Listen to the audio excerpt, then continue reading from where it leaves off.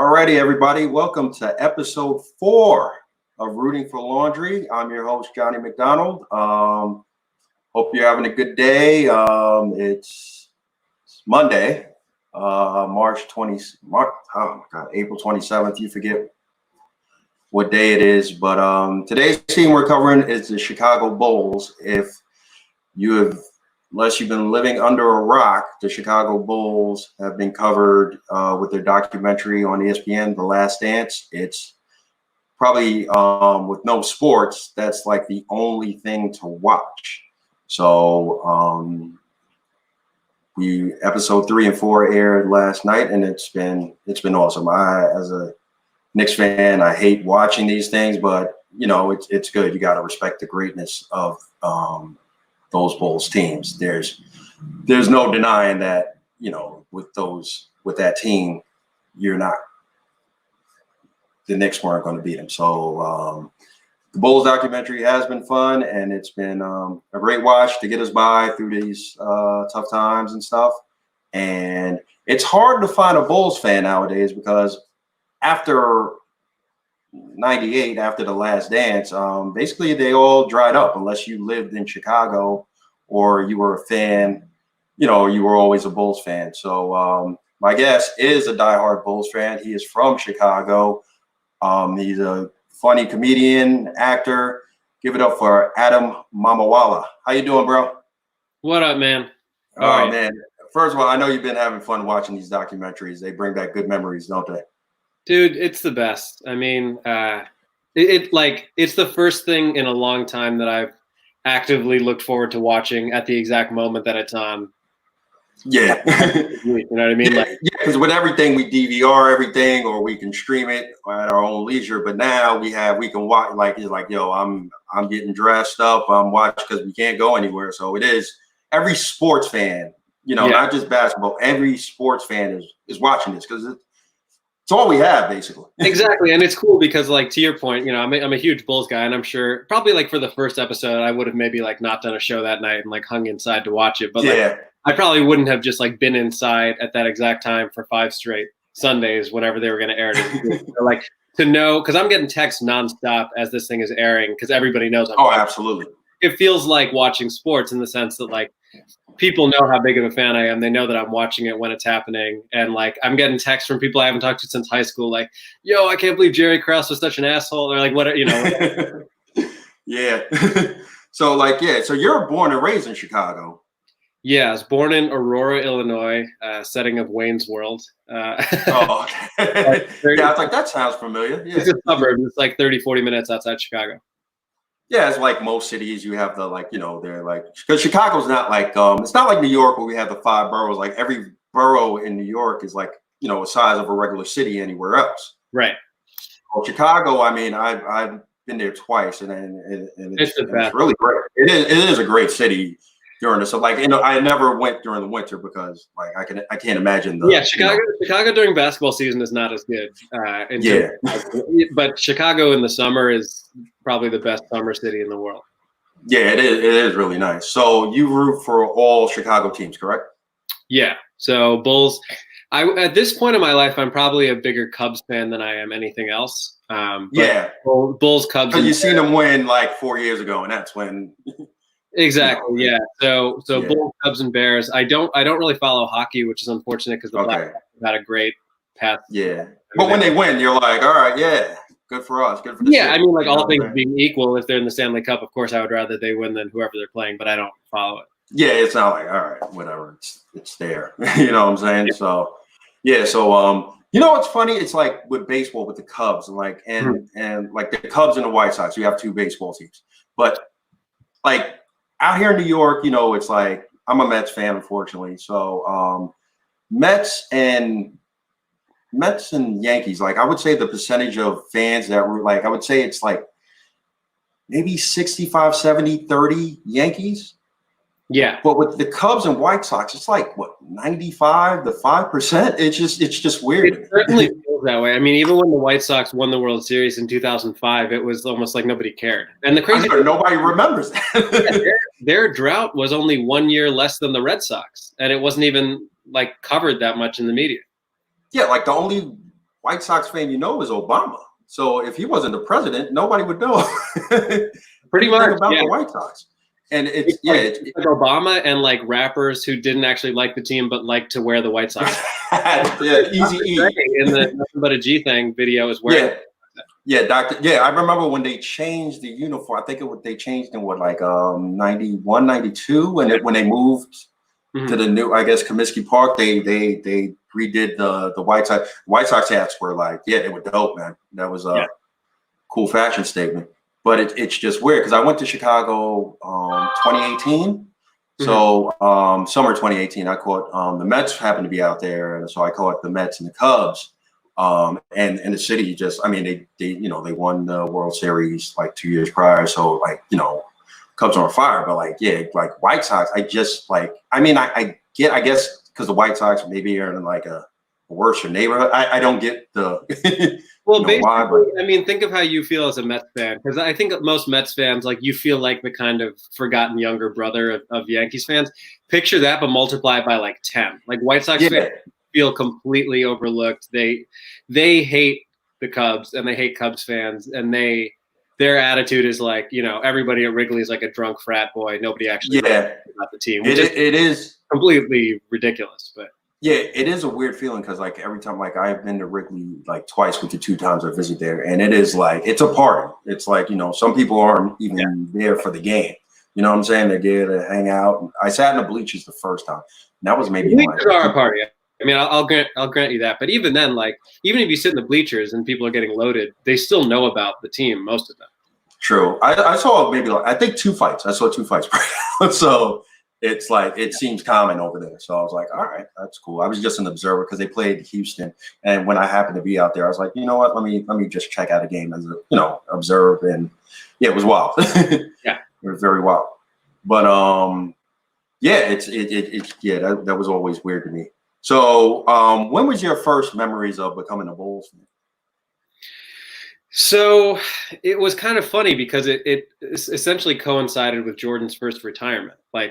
My interest in the Bulls and in basketball really started developing. It was the first game I remember watching was the John Paxson game winner in Game 6 of the '93. Yeah. I remember it being Phoenix. Yeah. So I'm born in '87, so I'm 6 years old at the time. My parents weren't really into sports. My dad is from India, so he didn't really grow up watching sports. My mom grew up in Wisconsin, so she was a big Brewers fan, but she didn't really care about basketball. Yeah. It was getting to the time where if you live in the Chicago area, everybody was talking about the Bulls. It was not you couldn't avoid it. So I remember that game being on, and like I said, around that time is when I started getting into playing basketball myself. So real quick, your influences weren't with you, because my influences were either from a family member or parents. Your influence, I guess, was around, I guess, your friends or whatever was going on in the area. It was more than that. I think it was all the kids that were at my elementary school. Everybody was all Bulls all the time. So and it makes sense because they were larger than life. You know what I'm saying? Yeah, when I think about that, the fact that I got to live in Illinois during that time, I feel so lucky that I had the chance to do that. That is true. Yeah. But yeah, so I got completely. I went from not really knowing anything about basketball to being completely obsessed with it. And I remember I would bug my parents to go to our library and get me every VHS tape of Jordan highlights, basketball highlights. So it's weird, watching the Last Dance now, it's occurred to me that I only really got to watch 3.5 years of Jordan's career, not including the Wizards years. And yet I know all of this stuff. I can't tell you how many times, because I'm with my parents in New Jersey for the moment. I'm watching with them and I'm telling them things before they happen. I'm serious. And then they're how do you know all this? I'm I through all the videos and just reading. I got every Michael Jordan book, everything that had ever come out. So I don't know if you watched any of those, but it was probably not, man. Michael Jordan's Playground and all. Yeah, I remember. I believe I Can Fly. That was it. I Can Fly or something like that. Exactly. Yeah, all of those. And so my knowledge of him was really kind of in retrospect. I wasn't old enough to appreciate those first 3 championships. Yeah. And I followed them very closely that year, 93, 94. that that Jordan was gone the whole year, and obviously the Knicks ended up beating the Bulls that year. But Pippen played his ass off. I mean, Kukoc was balling that year. The Bulls were actually a pretty impressive team for having lost the best player in the world. Yeah, and that's what I was alluding to, because Jordan, like, you get in and Jordan's out. So how do you feel about Jordan when he renounced his retirement in October 6th, I think at that time it didn't even mean anything to me because I was just starting to get into basketball. But then when I remember vividly when you started hearing the rumblings of like, oh, he might come back. And I still, they've showed the clip a number of times, but I remember watching that game live where Pippen, you see Pippen on the bench and he points to the bottom of his shoe and there's the little Jordan logo. He points at the logo and then goes like this. That was like it was like March of '95 that he came back. Gotcha. I remember that watching that game where he comes back against the Pacers. I think I still remember the anticipation. I'm gonna hold you right there because I was going to get to that. So I was just going to go through a timeline of what happened. So Jordan retires 3 months after his father's death. Tragic incident. He gets shot on the freeway while he's taking a nap in his car. Two guys carjack him and he died. Yeah, unfortunately he died. So that's a weird one. So like after that, Jordan renounced his time. And I guess after all that going on, he's probably like, all right, I can't, so he retires. So during that offseason, let's talk about that offseason, I guess, 93, like Bulls signed Tony Kukoc. Well, they had the rights for Tony Kukoc for like the last 3 years, but Kukoc was known as the Jordan of Europe. Like he was a big, like, have you ever, like when you first heard of Kukoc, did you know how good, or like that was probably too young for you to? I was a little too young to have been like, looking into articles about him or whatever. Plus, like, this is not the era where like we could all just look that up on our phone. That's true. Yeah, it's like it's funny. The younger people know everything because they can look things up. Well, right, and so much of that has occurred to me watching The Last Dance, where it's like, for as huge of a Bulls fan as I was, I had no idea about any of the stuff involving like Scottie Pippen or Jerry Krause or any of that, which I'm going to get to. But like, so as far as Kukoc is concerned, the main thing that I remember about him was that a lot of people thought that he wasn't going to be anything here. Like, I think this was the era where people still thought like European players were soft, and even if they were great in Europe, they weren't going to really do that much here. And there was a lot of stuff involved with, I feel like there was some like Jordan and Kukoc stuff that happened, or maybe like he didn't want to play in Jordan's shadow, or I feel like there was something to the fact that he didn't play initially with Jordan, even though the Bulls had. Yeah, Jordan, like he came after Jordan, but he did want to play with Jordan. He didn't mind it. But like, all right, the season starts. So Scottie Pippen, who I thought was gonna like emerge as like this. Now it's the test. So like, Jordan's gone. Let's see how good Scottie Pippen really is without Mike. And he kind of proved it that year. They won 55 games that year. Yeah. You look at you look at their record that year, he was unbelievable. Yeah, they end up getting the 3rd seed in the playoffs. They win 55 games. That's a good team because they also had Steve Kerr, they had Ron Harper. Yeah. So it's the small buildings of the what will lead into and it's the beginning of the transition into the later team where they no longer had. I think Cartwright was gone by then. I think Horace Grant was gone by then. Yeah, Horace Grant signed with the Bulls, not with the Bulls, with the Magic that after that 94 season, because that team was good. Because I was going to get to the All-Star game. Pippen ended up winning MVP at that All-Star game. But voted in was B.J. Armstrong. Yeah. And Horace Grant played his first. They both played their first All-Star game. I remember a lot of fans. Like, I grew up as a Knicks fan. There was a lot of Bulls fans because there was a lot of Jordan fans. So B.J. Armstrong was one of those everybody's favorite player at one point because he looked like 8 years old. He's still good. It's amazing. They showed up. Yeah, he's just great. He's like the Gary Coleman of just babyface. But they play in their first All-Star game. So that was a big deal. And I remember the rest of the year, Pete Myers started at 2 guard.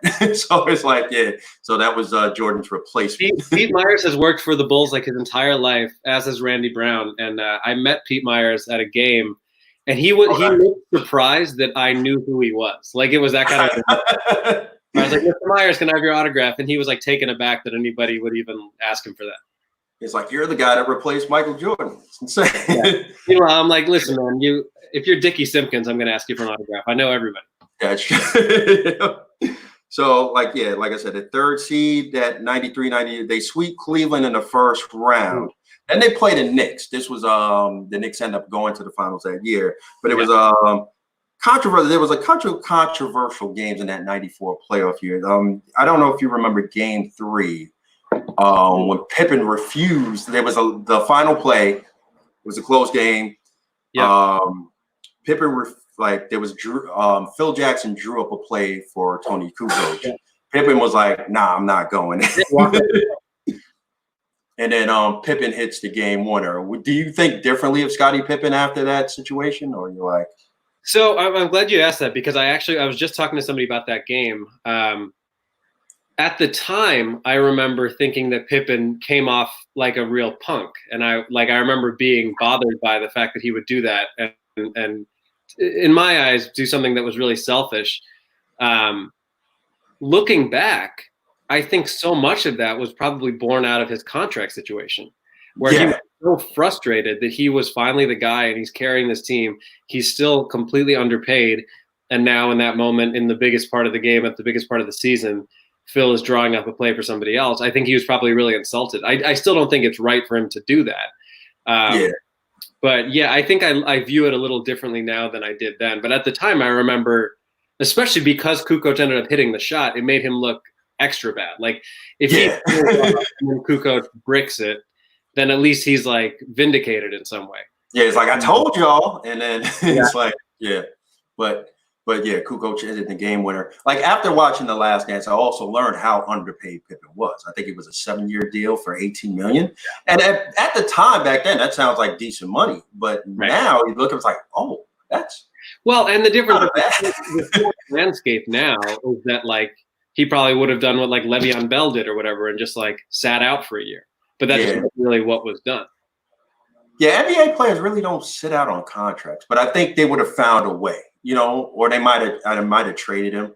But Jordan was a big part in Pippen's, I think, influence. So I can honestly say maybe Jordan like lent them some money around that time. It wouldn't surprise me. It's funny, in watching with my dad, he was like, why didn't Jordan just give him, because they were showing, Jordan's final season, he got paid like $36 million or whatever. And he's like, why didn't Michael just give him some of his money? I was like, I don't really think people do that, but I hope Pippen at least made some endorsement money, because man alive, he was unbelievably underpaid. Yeah, Pippen was great, man. I really liked him. So, all right, we fast forward to 94 season. Oh, Game 5 too was a interesting one. As a Knicks fan, do you remember the game with Pippen fouled Hubert Davis at the top of the key? It's a little that playoff series is a little hazy to me after the Pippen Kukoc thing. Because Knicks went to the finals. Obviously, they won in 7. But Game 5 was a controversial call on Pippen. Pippen at the end fouled Hubert Davis. Hubert Davis got the pass at the top of the key. He shot a 3. Pippen gets called for the foul, even though it was a light graze. As a Knicks fan, I was biased. I was like, but it's a questionable call, and that could have swayed. Bulls win that Game 5. They actually are up 3-2.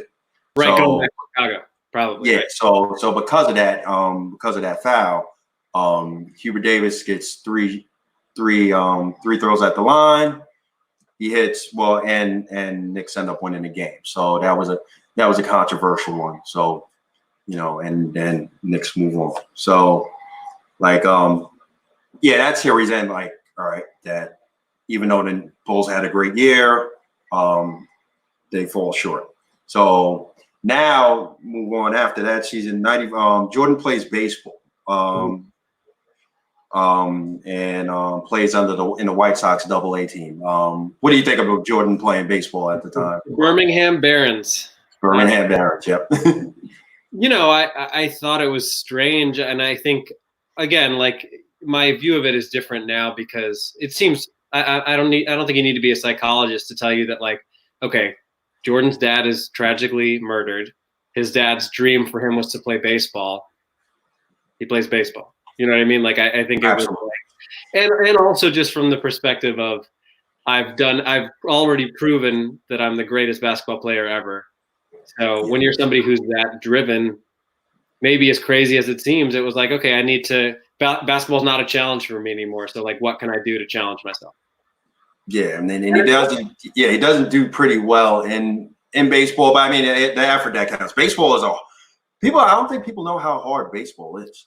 No, and that's the thing. Like, as much as people shit on Jordan for he's a terrible baseball player, like you go try to hit 210 in the minor leagues and hit 3 home runs. Like, yeah, it's the same as talking about Tim Tebow. Like, no, he's not a great baseball player, but as compared to a normal human being attempting to pick up a sport that they haven't played in decades, pretty good.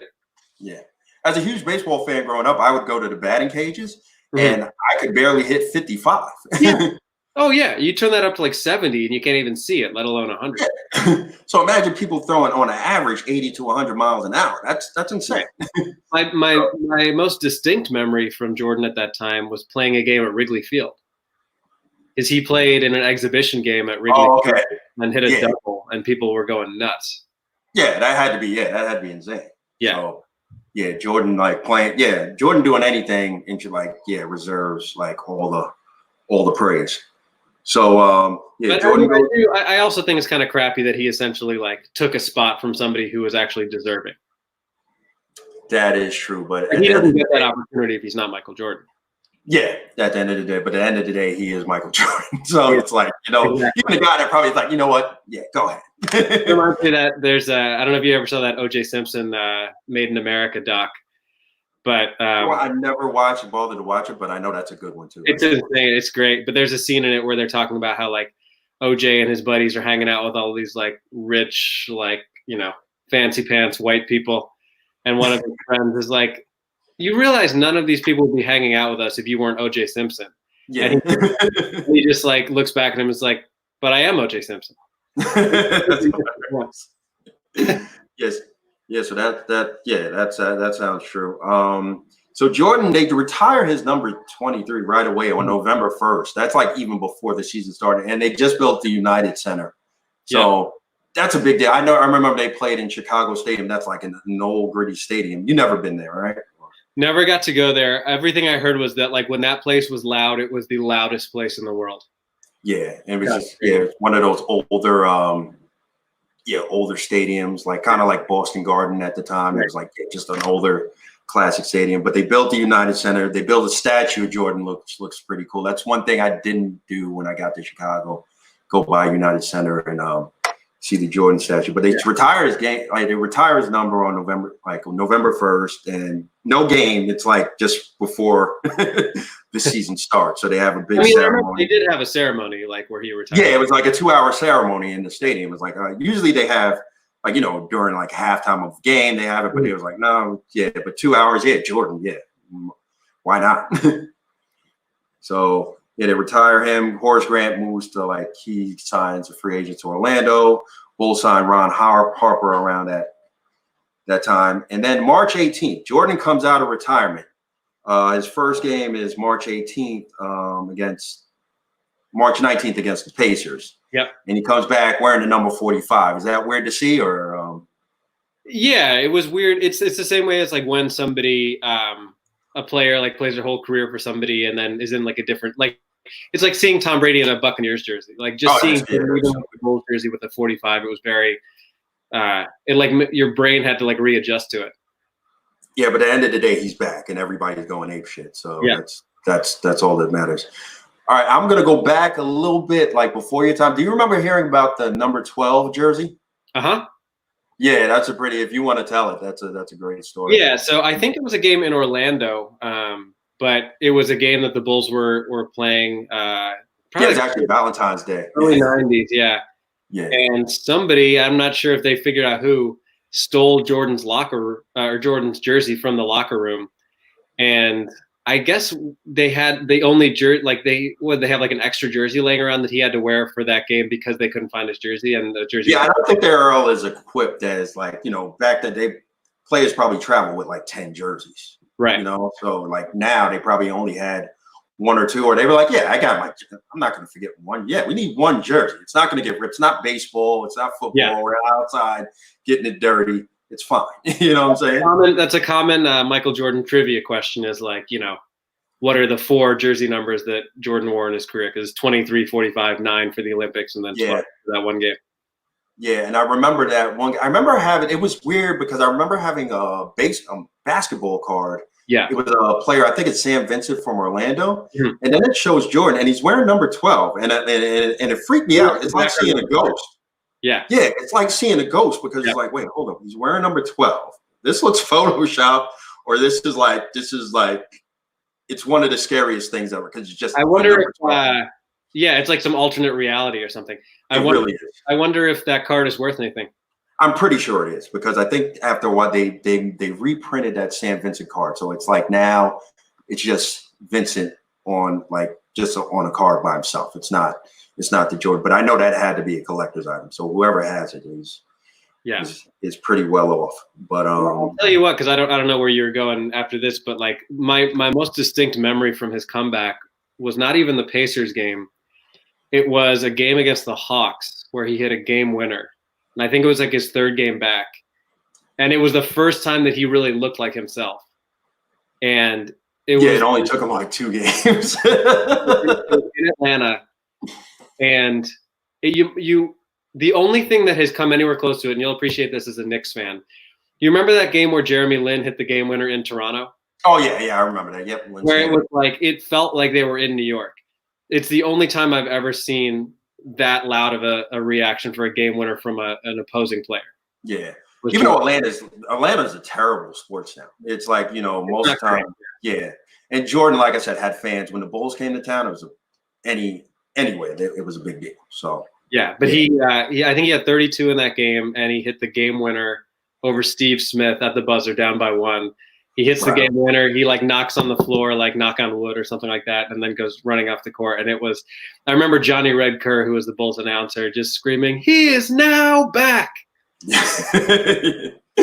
Great. Yeah, that was a big deal. So, Jordan, comes out of retirement 10 days later after he drops the famous double nickel game. Do you remember watching that? Oh my God, I remember watching every minute of that game. I remember the pass to Wennington at the end. I'm sure you remember that. Yeah, oh yeah. That was just Jordan, and that was just Jordan coming back, changing his game from driving to the post and the turnaround shot that everybody tries to do in the playground. Yeah, that was. And of course, Jordan would wait until the Garden to truly have Yeah, that's where everybody waits and has their great games. So, but for us, Jordan, the game itself was a fantastic game. Yeah, no, it was a close game. Typical Knicks Bulls. That rivalry was so huge around that time. So yeah, that was a typical game. And I remember one of those infamous Spike Lee Jordan commercials where Spike Lee as what's his name, Mars Blackman. Yep. He's like, MJ dropped a double nickel. Yeah. I think he coined the phrase, the double nickel, and that's how it became famous. So everybody remembers the double nickel game, unfortunately.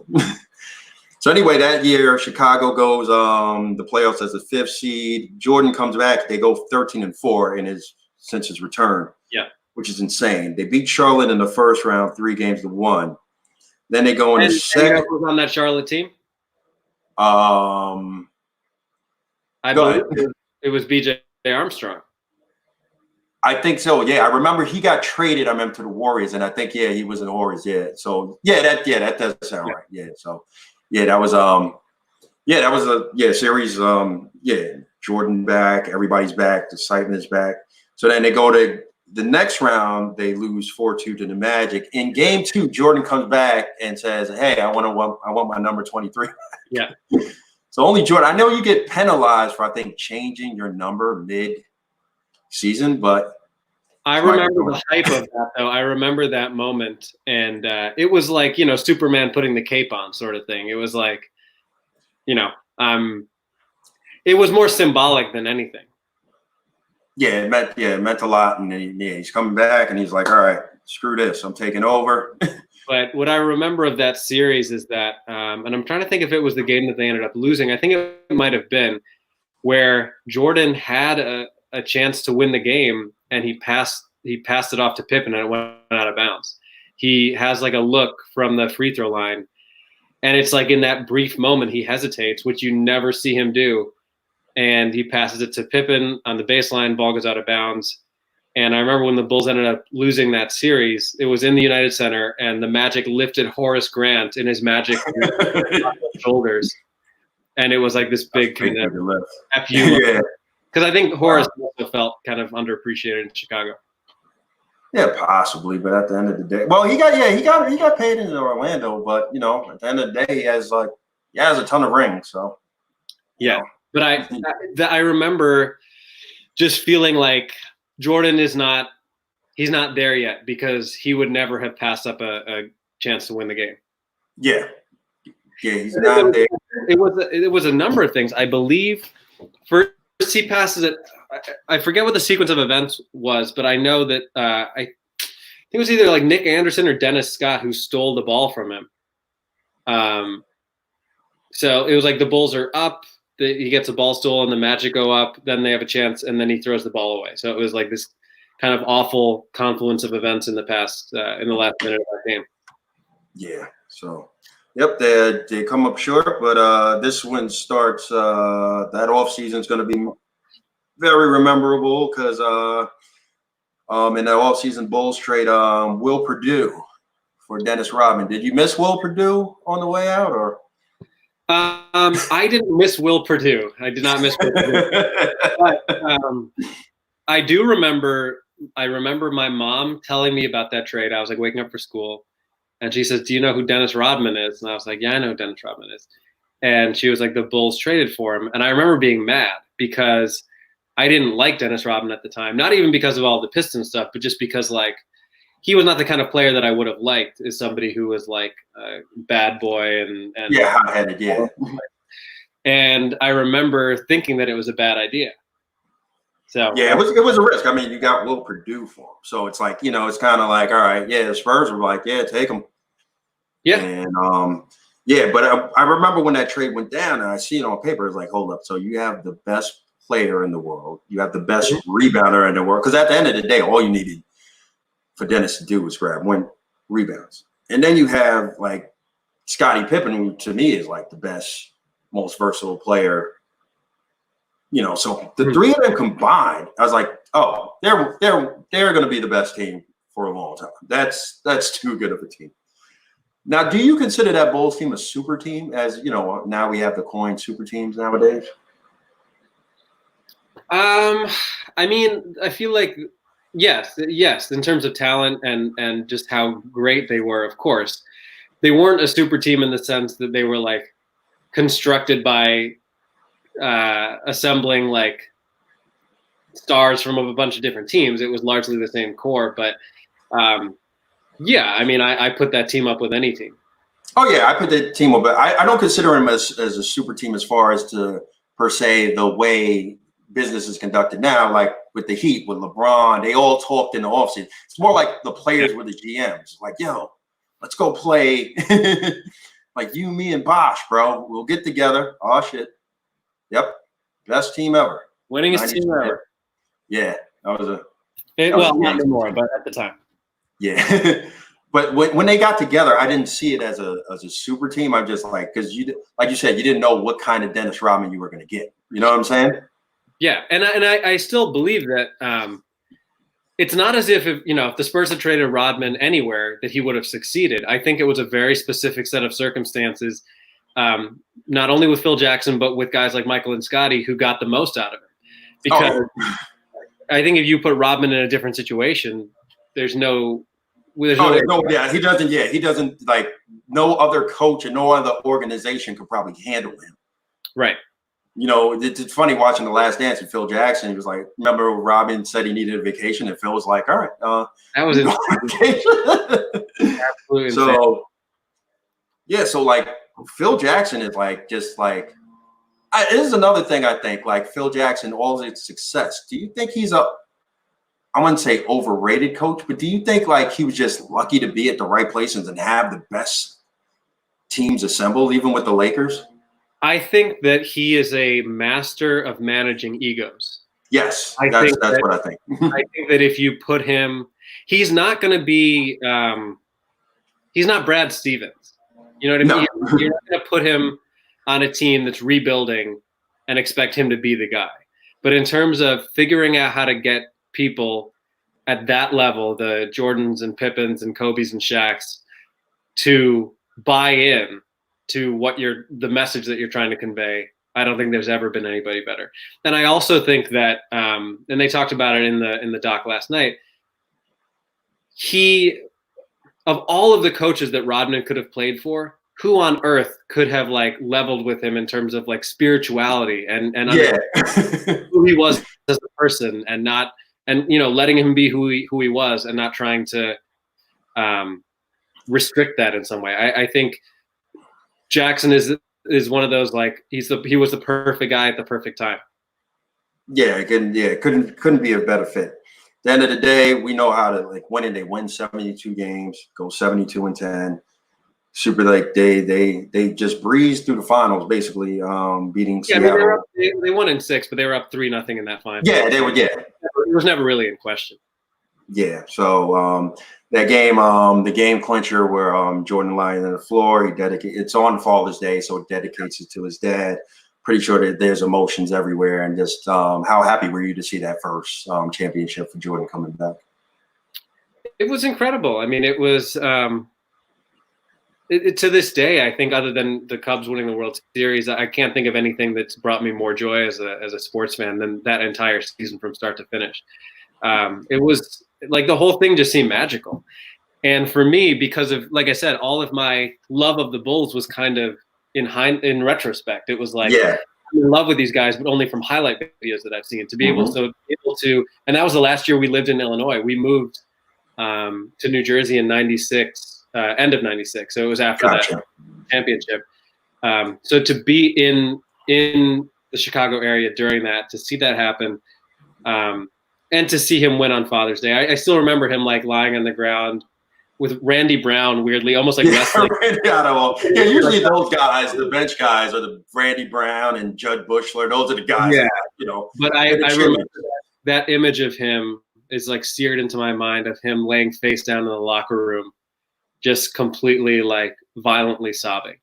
Yeah, just exhausted and just like all the emotions, just like all the burdens. Yeah, and I think it's a combination of knowing doing it for the first time without his dad being able there to see him, knowing what he had overcome. I think the demons of having lost the previous year, which is not something that the Bulls had ever, or not, that version of Michael Jordan had not experienced loss in a long time. Yeah. So, and I've thought a lot about, like, let's say Jordan never comes back in the first place. He retires after the first 3 championships. Never plays for the Bulls again, never plays for the Wizards, of course. Like, what would his legacy be? I don't think he's probably considered the greatest of all time. Oh, no, in a short span, yeah. Because I think it would have been more like a what could have been sort of thing. Yeah, because people I know Jim Brown in football had a short career too, but but people will see him as like one of the greatest running backs ever. But yeah, the same thing, Jordan. Yeah, but to come back and win it, it was a very emotional experience. So so they win the championship. They start following season. Key date, November 15th. The movie Space Jam comes out. Were you hyped about this? How old were you, and was that a big deal for you? It's a huge deal for me. And it's a pretty bad movie, but it's it's funny because I can watch it over. I remember I saw it like the day it came out. I took my nephew to see it, and Michael Jordan's not a good actor. But he's especially when you're acting with cartoons. That's a difficult. I don't know how easy that is. I appreciate you trying to defend him, but he's pretty bad. Pretty bad acting with humans too. Yeah. Let me do it. This is a brief reenactment of Michael Jordan in Space Jam. Jordan walks in. He says, "What's for dinner?" His maid lady says, "Chicken and collard greens." Jordan says in this exact tone, "Good. I'm going to need a good meal tonight." I never noticed that because I was just compelled with like just Of course, no, it was super fun. It was that time as a basketball fan has not ever really been equaled for me. So I feel like Space Jam was just the icing on the cake of that entire thing. And yeah, I think the thing I remember most from Space Jam was the shoes, man. Those shoes are iconic. Oh my God. Yeah, hard to get too. It's like that whole movie and that time I enjoyed the movie. It's like it's one of those movies. If it's on TV, I can sit back and watch the rest of it. I know what's going to happen, but it's like, this is cool. Jordan and cartoons. That's freaking awesome. Yeah, and I know they finished wrapping up the new one. Of course, we're going to watch it. Well, they're going to LeBron. It's already shot, but I think because of what's going on, it's delayed till next year. So, unfortunately, going to watch. Will it do? I'm curious to see what this looks like, but it's happening. Yeah. So that year they're on their quest for the second championship. End of the day, same thing. Bulls go on to win. They're second of the season. I would have to look it up. The 96-97 season. So they were 69-13. They should have had 70. They lost to the Knicks, I believe, or it might have been the Pacers late in the season. But they started out that season, I think, like 13-0. And so, which 2-10, people were like, "Are they just not going to lose this year?" Yeah, it was like, all right, it's like it's. I didn't want to cover up it. I was like, all right, we'll be here forever. But you knew the outcome at the end of the day, and they go to the finals, beat Utah 4-2, and during that series, Game 5, the infamous flu game. In retrospect, a little irresponsible. Yeah. I don't think we're going to do more. He's like, nah, I'm sick. Nah, I can play. Yeah, I guess the new flu game is Rudy Gobert. Yeah, just touching everybody and just But do you think there's some conspiracy theories out there that Jordan didn't have the flu? He just had a cold or something. We don't know, but Well, it's interesting that you talk about that conspiracy theory because the other conspiracy theory is that somebody messed with his food, like somebody from the Jazz deliberately. No, seriously, there are people who believe that. Oh wow, tell us. I've honestly never heard this one. Well, there are people who think he had food poisoning and that somebody messed with his food because he ordered room service the night before in his hotel, and I think he was hanging out with Ahmad Rashad like in his room. And they were both eating, and Ahmad Rashad didn't get sick, and Jordan got like violently ill. So wow. I don't think that he was faking it. It would be funny if he were, because as you saw in the documentary last night, it seems like 30 years later he doesn't fully believe that Pippen had a migraine. Yeah. It's a little bit of shade, like, well, he says he had a migraine, but I don't know. Yeah, I mean I think that as much as any other game solidified his like legend status. Yeah, so because you could tell there's that famous shot of him like walking off the court with Pippen where it looks like he can carrying him like the walking wounded. Like they were at war and right. And Jordan's a tough guy.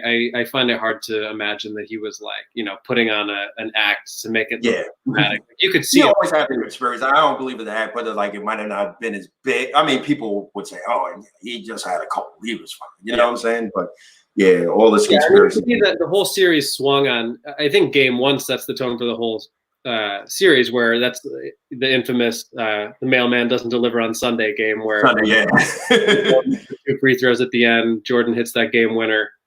And yeah, I mean, so Game 5 was a flu game. Game 6 was an incredible game that ends with that obviously the Kerr shot, and it was so funny because it very much mirrored the John Paxson shot. Yeah, it's like Steve Kerr just took John Paxson's spot. That's all it was. So we move on to that. That's the second of that second wave of the three-peat, and 97-98, where the last dance is taking place, built on the final season. So and this is where you go to your first game, right? Yeah. Your first ever live game, and you're already in Jersey now. So I guess you go. It's the Meadowlands, right? Yep, it's at the time the Continental Airlines Arena. Yeah. Yeah. Yeah, I never got to go in Illinois.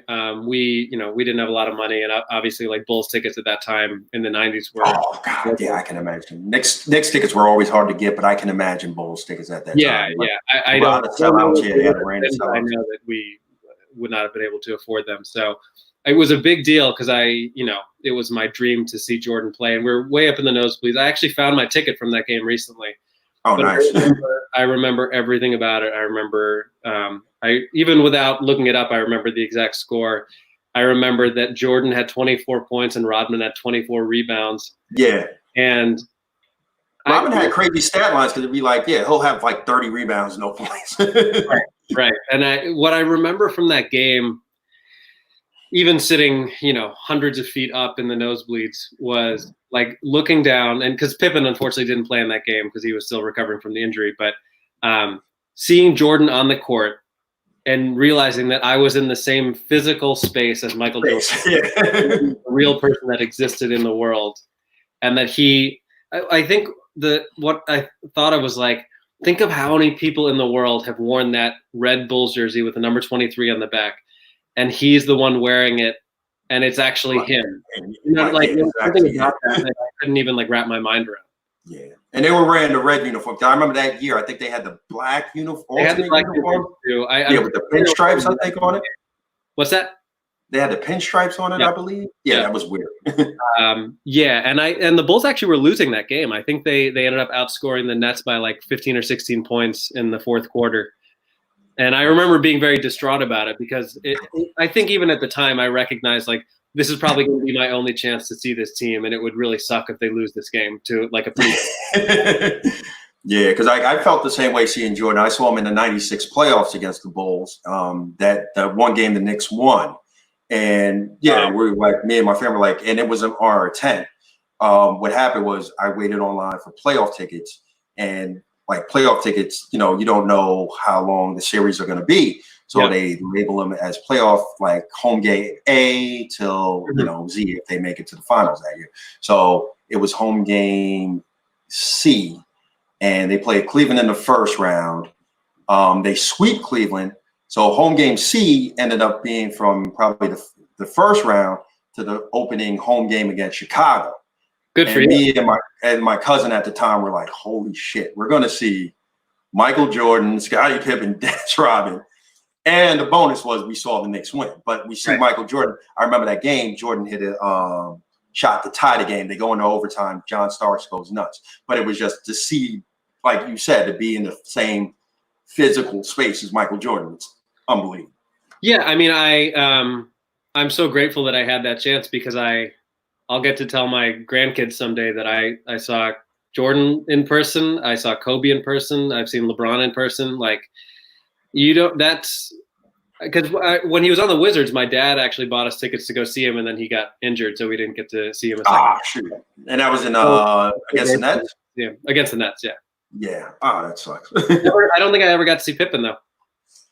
Oh, Pippen. You never got to see Pippen because he, that was the end of the injuries, and then, we'll get up to that soon. So, that season you went is the same. That's the third of the second three-peat. They go back. They play Utah in the finals again, and Jordan 98, and Jordan couldn't go out any better. He hits the game winner in Game 6 over Brian Russell. We'll talk about that moment and probably your last image of Michael Jordan, not only in a Bulls uniform, but probably his last game ever, so we perceive.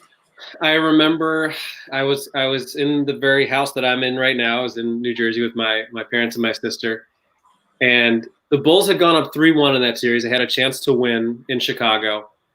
Jordan actually took a shot from half court that would have won the finals, and it was fairly close in Game 5. But I remember in Game 6, I just had this sinking feeling that as they were down late in that game, oh my God, they might not win this, because the Jazz looked really, really strong. And I remember just feeling this sense of panic of I'm afraid they're not going to win because they're down 3 points at the end of the game. Jordan comes down, hits a layup. What I remember about it, even before the shot, was I could see that play developing where he steals the ball from Malone. Because Malone gets in the post, you see Jordan on the other side of the key, you recognize it. And as he starts moving over, I was like, oh my God, he's going to steal the ball.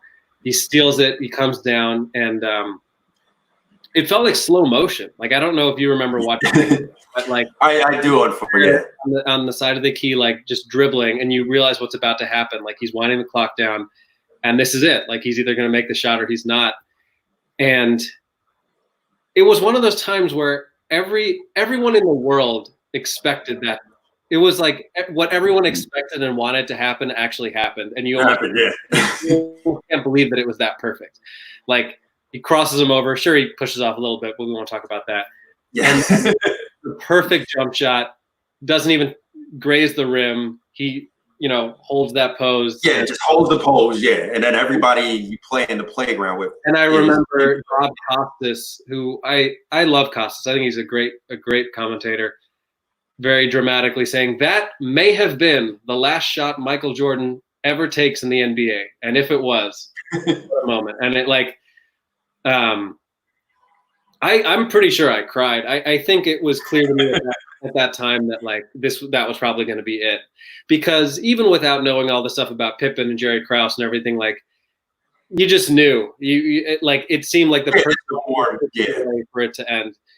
Yeah. And man, I just feel so, like when I think about it, I feel so lucky that I got to live in the time that was happening. No, absolutely. That was some of the best basketball. Even as a Knicks fan, I was at the wrong end, but you see Jordan secure his legacy as arguably the best player that ever played. And it was just it was great. And the Bulls, and the other thing is, and we don't have to get too much in the weeds, but it was so meaningful because the Bulls almost got knocked out by the Pacers. I mean, the Bulls went to 7 games. They were down 15 points in Game 7. Mm-hmm. And it seemed like it was going to end there. So yeah, that Reggie Miller, Mark Jackson team, the Davis. Yeah, that was a good team. It was a great series. That's the series where Miller hits that game-winning three over the Bull. I mean, it was as you know, as a Knicks fan, that Pacers team was an incredible team. Yeah, that was a damn good team.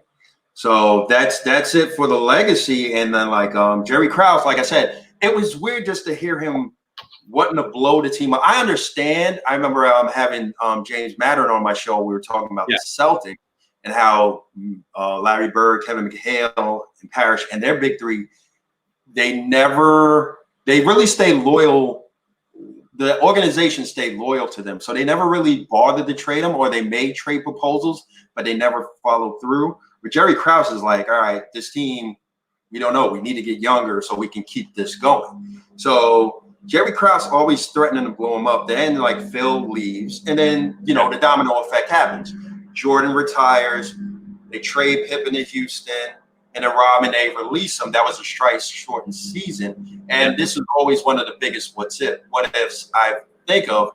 If they keep the team intact, especially for a strike-shortened season. If you remember the '99 finals ended up in Spurs. Yeah. Do you think if this team stays intact, they win it again, right, in '99? I think there's a good chance, exactly to your point, because of the shortened season. Because I think it plays their advantage. Right. With all of these guys getting older, the grind of another 82-game season would have taken its toll probably, or they would have had to do what people do nowadays where they rest guys, but that just wasn't. Load management, yeah. But, you have played a 50-game season. I think it's entirely possible because very much, and I hate to give them credit, but very much like the Patriots, once you get them to the playoffs, they know what to do. It's going to carry. Yeah, most of the time, especially the NBA. Remember the playoffs, you have greater chance making the playoffs than you do not making the playoffs because the majority of the teams make the playoffs. So sometimes certain teams, they'll cruise. We're okay, we're good. Pep take a day off, Jordan take a day off, and then on the playoffs they just turn it up a notch. Right. So it was 50 games. That's a bonus for all of you. You keep that team intact for another season. They're in. I even argue if you keep them in the following year in 2000, this is where it gets tricky. I think they go to the finals, but they probably end up playing the Lakers. and then Shaq, Kobe, they might, that's questionable. That remains to be seen. But oh man, what a matchup if 2000, like that's Jordan versus Kobe. And imagine if the Lakers had won, then it would have been like an official passing of the torch kind of. Yeah, that would have been a great storyline. Well, didn't you hear that Shaq recently said that he has no doubt that Lakers team would have beaten the Bulls? I know. I believe that because I think age would have probably caught up to them. And that Laker team was like, with Shaq and Kobe, that was a stacked team. And that was like, Kobe was good, but he wasn't, later on to the two, the years later, dominant Kobe. You know what I'm saying? So but I can imagine that matchup alone, Shaq, Kobe. You could figure that would have been definitely been a marquee matchup. That Lakers team probably would have beaten the 2000 version of the Bulls. But if you're putting up that team against the 95-96 Bulls, I still take the Bulls. Yeah. 2K says otherwise. I don't know if you play NBA, but I play NBA 2K with a friend of mine, and we did the matchup with the Bulls and Lakers, and I guess that game caters to a more dominant. If you have a center, he would have bullied Luke Longley for sure. Yeah, because we reenacted and we switched up. I played with the Bulls. No, I played with the Lakers, and because he was better, a friend of mine was better than me in 2K. Mm-hmm. So I played with the Lakers, and I'm dominating with Shaq and Kobe. Yeah. Whereas he can't get. So I was like, this is weird because I would have picked this Bulls team over. Let me pick the Bulls, and then I can't get a shot off with Jordan and Pippen. I can't, have the same dominance. So maybe that 2000 Lakers team would have been better.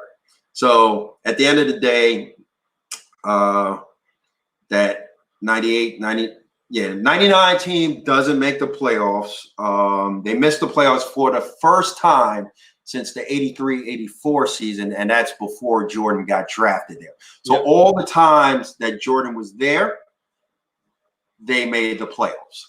And so you see the impact Jordan had on that whole franchise. And the Bulls, before pre-Jordan, the Bulls were an absolute joke of a franchise. Yeah, I remember watching The Last Dance, and the Bulls weren't even a big deal in Chicago. It was all about the Bears because the '85 Bears won the Super Bowl, so it was really all about the Bears and the Bulls. So and Bears and Cubs will dominate Chicago. To be fair, when the Bulls played the Celtics in '86, they were 86. They were 30-52 and made the playoffs.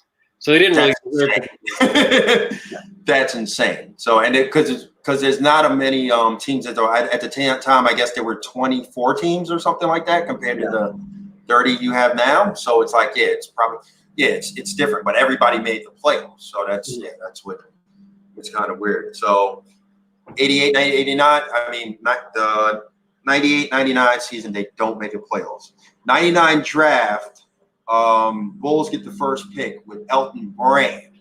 So were you big around that time? Were you still a Bulls fan? Because now that Jordan's gone, Pippen's gone. You know what? Believe it or not, I was just as big of a fan to my own detriment. I was still trying to convince myself that there was something to be a fan of. And I cannot tell you the amount of time that I spent watching teams that were truly unwatchable. I'm talking about names that you probably would never even have heard of, Cornell David and Marcus Fizer and I'm about to get and Corey Benjamin and all these scrubs that just came in and out of that city. It was painful. It was painful but it's funny because you go all that success. I'm pretty sure you don't take that success because the Bulls are probably the most successful team I've seen in recent memory in my whole lifetime as being a sportsman. So it was tough because there were on that 90. I would have to look at the roster, but on that 98-99 team, there were still a few guys from the championship team. I think Coach was there. I think Harper reeled the season. I think Longley was there. And they're like, all right, where else are we gonna do? And it made me so sad. Like it just bummed me out. Because it was the ultimate turnaround. It was like they went from first to worst. It was just really it's like the Warriors recently. Yeah, it was just bad. But then fast forward now that you get Elton Brand and you get 16th, you get Ron Artest. Yeah. So it's pretty big. So how do you feel like I guess when that season starts and they end up like there's promise there. You know what I'm saying? And the Brand wins co-rookie of the year with Steve Francis. I loved Elton Brand, and I'll show you this. I wrote to Elton Brand because I was a fan of his. Wow. I mean, autograph. Nice. That's a dope one. I was a huge Elton Brand fan, and he was like a 2010 guy. He was great. Yeah, they said he was like his stats. Yeah, stat filler. He was great, and then. Like I said, wins rookie, and he was a member of the Elton Brand fan club. Oh, get out of here! Just were you the president, or you just? I've never been the only person. No, I just really liked him. No, there's something to like. Like Bold, yeah, there's promise. He has a great rookie season, and it's great. But yeah, I mean, I liked him and Artest. I don't remember feeling really any type of way about Artest one way or the other. I remember being really impressed by his defense. But at that time, it was I don't know what happened, but it seemed like every lottery pick the Bulls had just didn't pan out. I mean, because I was going to run through the names if you want me to run through them. Oh, give me all of them. Give me 2000. Jamal Crawford. Well, he's a baller. Yeah, he's still playing. Yeah. So that's not a bad one. 2000. Yeah. Also that Marcus Fizer. Yeah. Yeah. I mean, I think it's 4th pick overall. Then you won't remember that name. So you get 2002.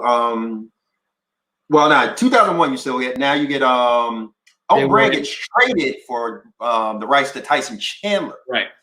And then the 4th pick, you get Eddie Curry. So that's like the baby Bulls era. They were trying to do their own like Duncan and Robinson thing, but yeah. And Krause was, I think that was his last year as GM. Yeah, I don't need to tell you about Eddie Curry. I'm sure you know all about it. Yeah, I know. Eddie Curry did have his first season with the Knicks was pretty solid, but after that it was just. But the thing is, you talk about Jamal Crawford or Tyson Chandler. That's not who they ended up being. Was not the version of them the Bulls had. I mean, Tyson. No, Chandler, definitely not. Chandler was the exact kind of guy who like probably should have gone to college because he was not there yet. But they figured it out after. Yeah, after they were long off the Bulls. And did you ever? Yeah, go ahead. I'm sorry. I was just gonna say one of the first players that, other than Brand, that I was like truly excited to watch was Jay Williams, and then obviously. Yeah, I was about to bring his name up too. Jay. Before that, I'll get to. Did you ever watch that? It was a mini doc I saw on Eddie Curry. I guess on. Oh, you never seen it? Okay, if you look it up, it's pretty good. It shows like his present situation. So I won't ruin it for you. So yeah, Google it. I think it's like 10 to 15 minutes. My favorite Eddie Curry quote is that first season with the Bulls, he was shooting really poorly at the free throw line, and somebody asked him like, what's the deal? Like you shot free throws well in high school. Like what's going on? And he's like, he said something to the effect of, nobody has balloons in high school.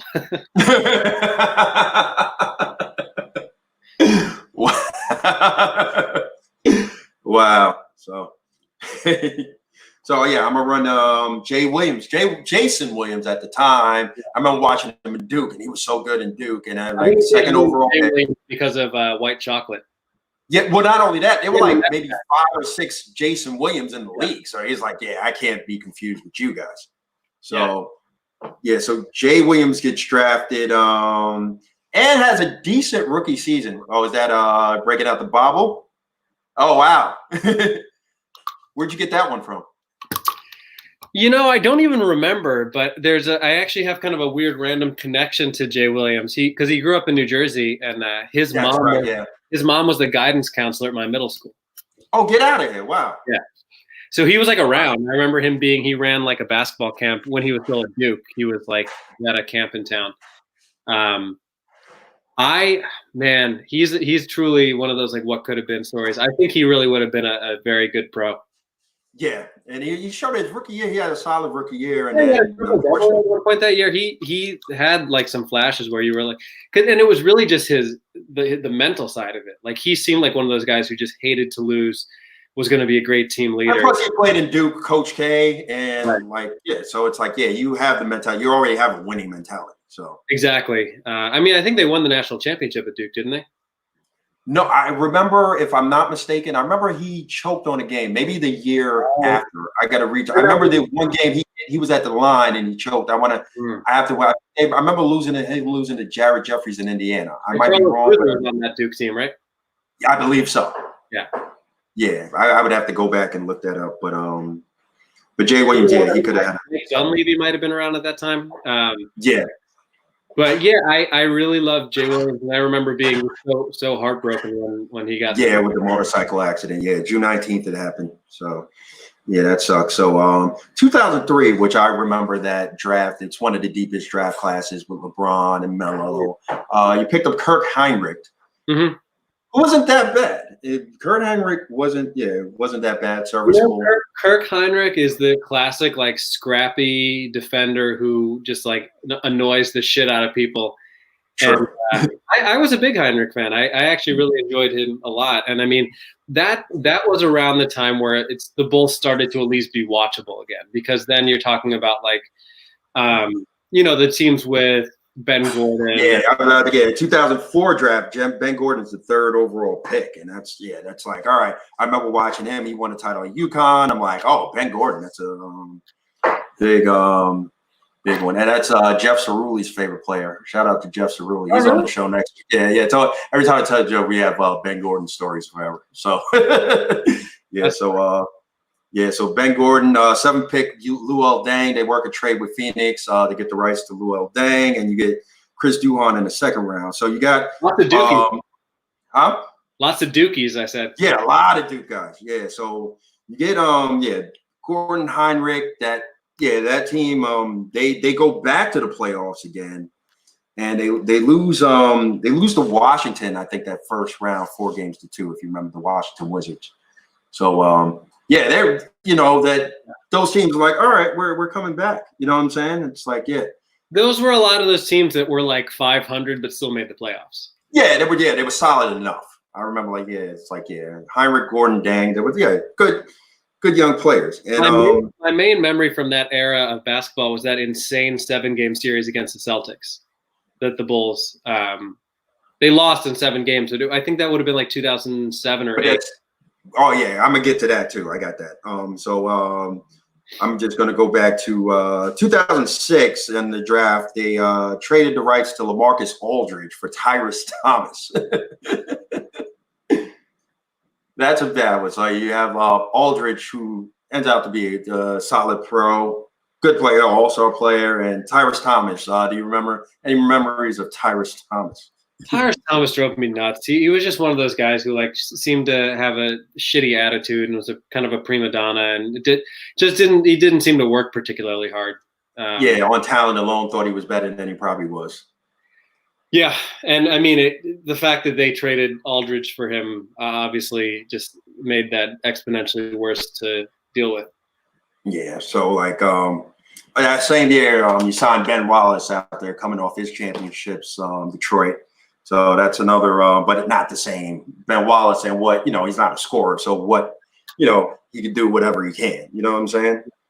So that didn't pan out too well. So we move on to the 2008 draft. Number 1 pick, Derrick Rose, hometown Chicago native. Number 1 pick. You excited? I was incredibly excited, and mainly because the Bulls had a 1.7% chance of getting that pick. I remember. It's like, Chicago gets you. It was like the fate aligned, and the Bulls somehow. I remember because I knew they were going to pick Rose, but I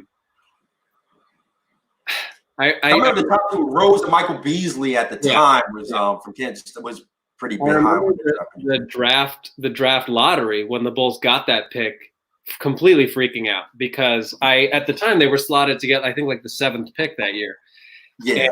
And, there's a great story about Beasley and Rose that I'm pretty sure the Bulls were going to pick Rose no matter what, but they were like doing their due diligence, and they asked both of them the same question, and they asked Michael Beasley, like, what was the thing that bothered you the most when you were playing in college? And his answer was, sometimes the fans get on you when you're playing in other stadiums, and that really bothered me. And they asked Rose, what was the thing that bothered you the most playing at Memphis? And he said, losing. Yeah, so that's that's all you got to say. And it's like, yeah, we're definitely picking him. So he goes on to be the first pick, and basically gold. He's killing it. One Rookie of the Year, right? I believe, and just like that series. We'll go into that series against the 7-game set with the Celtics. That was like his coming out party. That was like people's like, oh wow. And it was fun, and it's kind of interesting that happened, because I'm not comparing him to Jordan, but like Jordan's coming out on a national stage was a playoff series against the Celtics.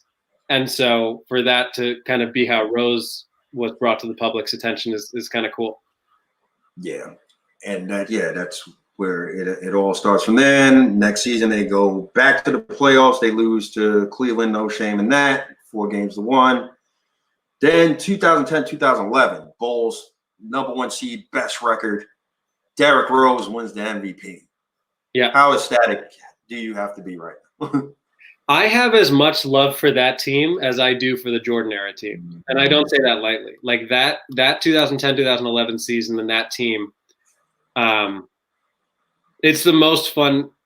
It was like, it's the only thing that's ever come close to how much I enjoyed watching. You also have like Joakim Noah, who's like, you've got Noah, you've got Dang, you've got all these guys like Ronnie Brewer, and all these role players who were just perfect in that system. And it was Thibodeau notoriously is a very strict sort of guy, but everybody bought in, and I think it started with Rose and kind of trickled down where that was a really, really special team. And I remember when they got to the Eastern Conference Finals, they win Game 1 against the Heat. They beat. Yeah. I'll break it down real quick. They 4-1 against the Pacers. Yeah. Semifinals against the Hawks. They win 4-2, and then the Heat series. Yeah, and unfortunately they lost. They ended up losing in 5 to the Heat. But I mean, that first game they beat the Heat, and this is that first year of the Big Three. So it's LeBron and Wade and Bosh. And they beat the crap out of them in Game 1. They won by 20 points. And it really, after that, I was like, this is really going to happen. Like, I think the Bulls might win the title this year. And, I some of my favorite moments as a basketball fan are from that season. Yeah, that was an excellent team. So, like, then after that, it was just the injuries to Rose just kept piling up, man. And I always look back and, like your kids and my kids, if they start watching NBA or looking up like digestives of MVPs and stuff, and you're going to see like MVPs like Larry Bird, Michael Jordan, Garnett, Barkley, and then you're going to see 2011 Derrick Rose, and people are going to like, who the hell is Derrick Rose? Like kids, like you're like, Daddy, who's Derrick Rose? I don't know if you're watching him at all this season. He's balling right now. Oh yeah, no, he has, yeah. There's spurts of light, but I mean, he's not going to be the same MVP type Rose. I mean, he's still playing. Thank God. Yeah. I remember watching the game where he got hurt in Philly, or against Philly rather, and it was one of those times where I was like, I just knew something was wrong, and when they announced that he had torn his ACL that first time, I remember deluding myself into thinking like, oh well, they still have a great team and they can still do it, and they completely fell apart. And when it kept happening again and again, I remember the next year he tears his meniscus in Portland. I remember watching that game at the time too, and it just felt like I felt very heartbroken because I really loved that team, and it just started to become clear to me that they weren't gonna get their shot. Yeah, the team wasn't the same. They still made playoffs. Right, but I think as basketball fans, we all looked forward to like that being a series that we were going to revisit, is that Bulls Heat series. Yeah. Obviously, I mean, the Bulls ended up, after Rose ultimately came back, they had a pretty solid series against the Cavs. That was a few years later where Rose hits like a game winner, but it was just never the same after that. Yeah, never the same. I remember Rose ends up trading to the Knicks. I remember when we got him, I was like, all right, if he becomes the same. It's funny because that year when we got Rose, it was like getting the whole Bulls team. Because I remember at one point in the offseason, Bulls were looking to sign Melo. Mm-hmm. You remember when he was when his contract was up, and Yeah. he decided to stay in New York, but Rose and Noah go over to the Knicks, and I'm like, I'm kind of excited, but Noah wasn't the same. Rose had some he did show productivity, but it just wasn't consistent enough, and that was the last year of his contract, and you decided to let him walk, which I mean is risk-free for us because it's like, all right, let's see how this year works. If it doesn't work out, yeah, just let him walk. Yeah, it's too bad, especially with Noah, because I think if the Knicks had been able to get the version of Noah that he was in Chicago, he would have. Yeah, because you put up MVP-like numbers, right? Yeah, and I think the type of player he was, Knicks fans would have absolutely loved him. Yeah, gritty guy from New York too. So it was it was great. So yeah, those injury please. Wait, see, I just break down the after the 2011 season when they had the best record. Opening round 2012, they lost 4-2 to the Sixers. Moving on to 2013, beat the Nets in 7. I was at game 2 of that game or that series. Oh, okay, in Brooklyn, right? Yep. And at that time, like you could I got a playoff ticket for like $50. It wasn't even like hard to go. Well, because the Nets are not like, the Nets are just, they don't really put a dent in New York sports, anytime because they do once KD and Irving are playing. We'll see. But like, it's really Knicks country, and like Nets really don't have like a fan. I mean, I know some fans, but it's like it's not a traditional fan base because they always played in New Jersey. You've been to the Meadowlands; it's a pain in the ass to get to. And then they moved to Newark, and then moved to Brooklyn. They still they're still trying to find a way. It's possible. Yeah, but that series though was incredible. That's a series where Nate Robinson absolutely loses his mind in game. That's 4. I remember. Yeah, and then. They win in game 7, and it was 100% because Joakim Noah just refused to let them lose. That is the best of his career. If you look at his numbers from that game, if you look up highlights from game 7 in New Jersey or in Brooklyn, Noah just completely carried that team. Yeah, it was definitely, Noah was good, man, at that time. So they lose to the Heat, rightfully so, in 5. 2014, they lose the opening round to the Wizards. And then 2015, they beat the Bucks in 6 games, and then lose to the Cavs in 6 games. So, but they were up 2-1 in that series. Yeah, and that was Rose banks in a game winner in game 3, and the Bulls actually had a chance to go up 3-1. LeBron ended up hitting a game winner in that game, and then they lost the next 2. But that felt like the last gasp of air for that team. Then Thibodeau gets fired that year, right?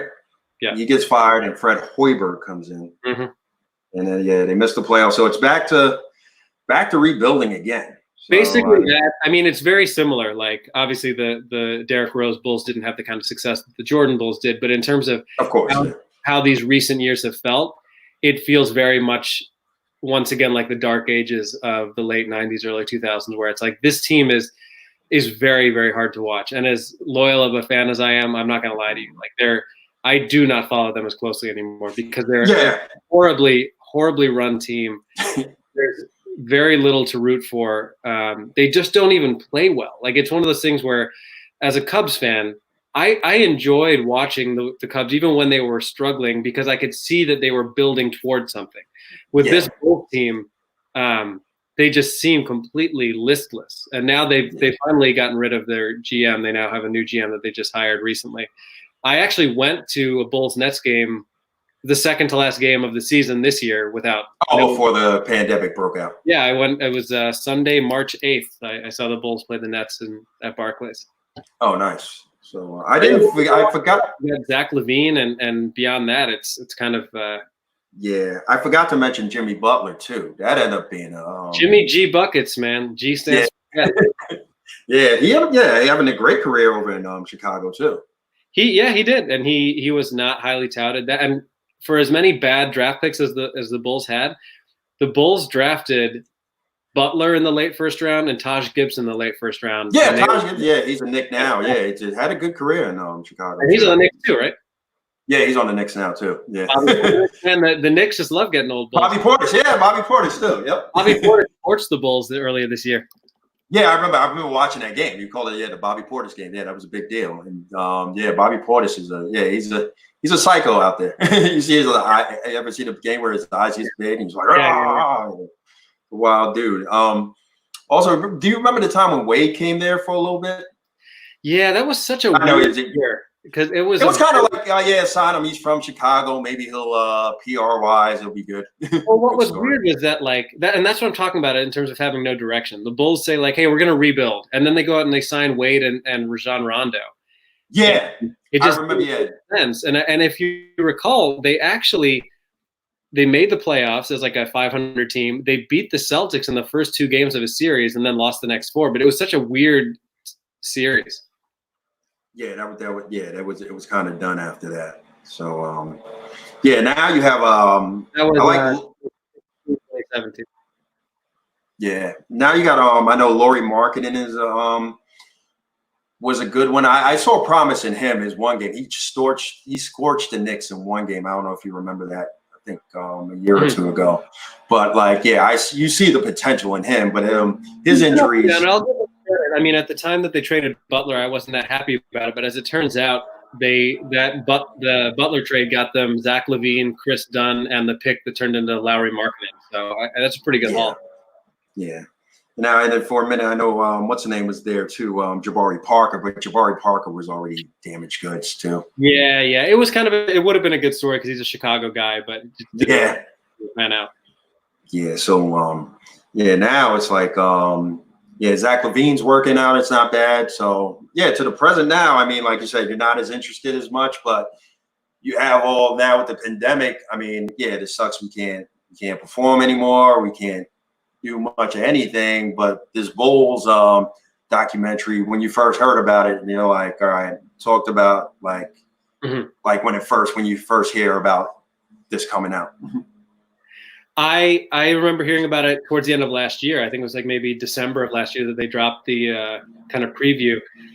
And it was a date that I had circled on my calendar, was June, whatever it was. I had been looking forward to it all year. And then when all of this began and they talked about, because it's like porn for me. Seriously. I think it's porn for everybody with no sports. It's it dropped the right time. Exactly. And the timing of it is cool. I appreciate that ESPN bumped it up, that they're giving it to us now. And it's also kind of cool to be here with my parents watching it with them, because so much of my fandom as a kid was with them, and I never would have been here to watch this otherwise. So, man, it is like a white girl drinking a mimosa at brunch. It is giving me life right now. It's great, and we got it spanned for the next 3 weeks. We got it great. Yeah. Damn the pandemic. Yeah, I could stay in for another 3 weeks. Forward to get me through the week, so I'm happy. Yeah, yeah. So Adam, man, I thank you so much for coming on. Anything you want to plug before we leave?